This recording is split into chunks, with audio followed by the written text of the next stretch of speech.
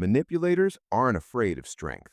They aren't afraid of intelligence, and they definitely aren't afraid of confidence. They're afraid of losing control. And control doesn't disappear when you fight back. It disappears when you quietly change how you operate.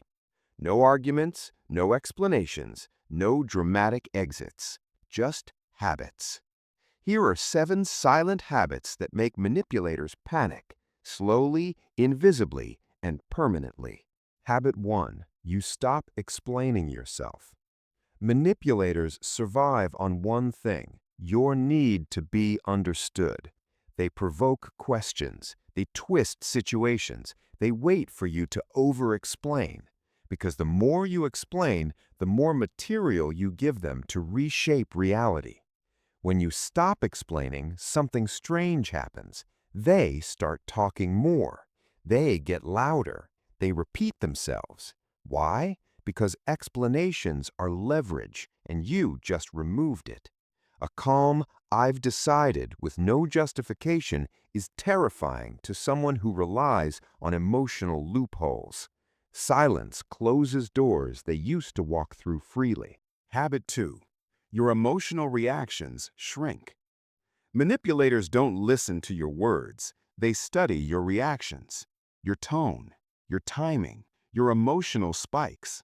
That's how they know what works.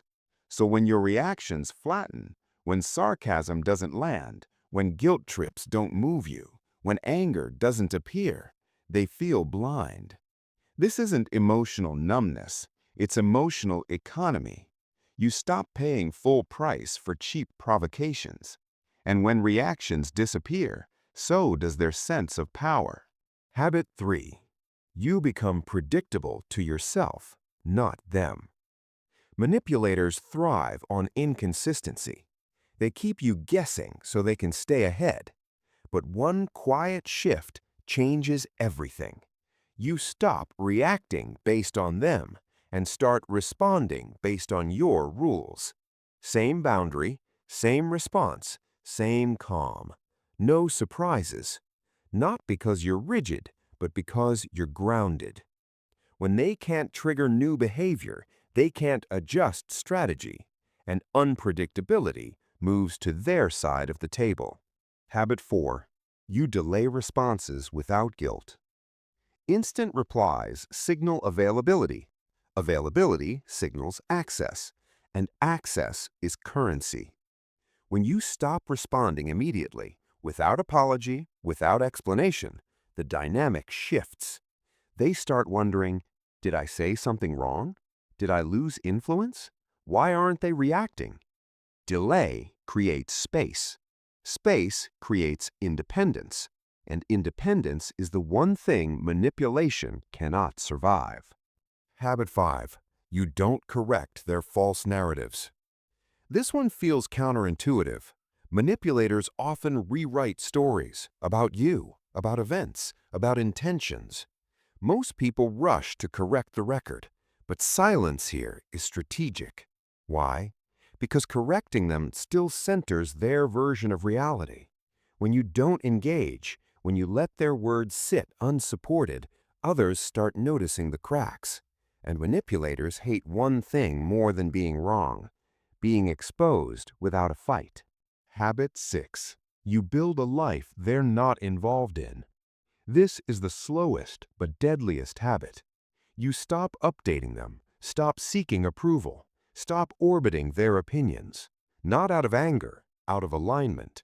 Your life fills with routines, goals, people, silence that don't require their input.